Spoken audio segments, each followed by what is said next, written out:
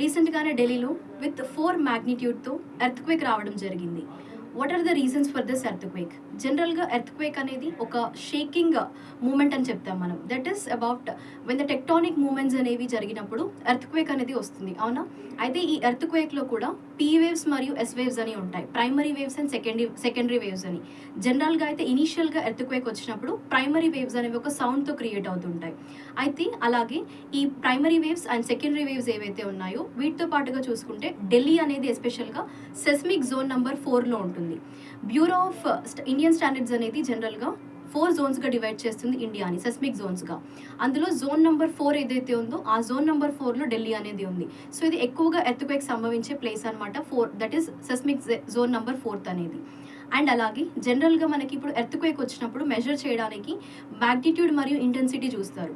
అయితే మ్యాగ్నిట్యూడ్కి సంబంధించి సెస్మోగ్రాఫ్ని యూస్ చేస్తూ రిచర్ స్కేల్స్ ద్వారా మెజర్ చేస్తారు.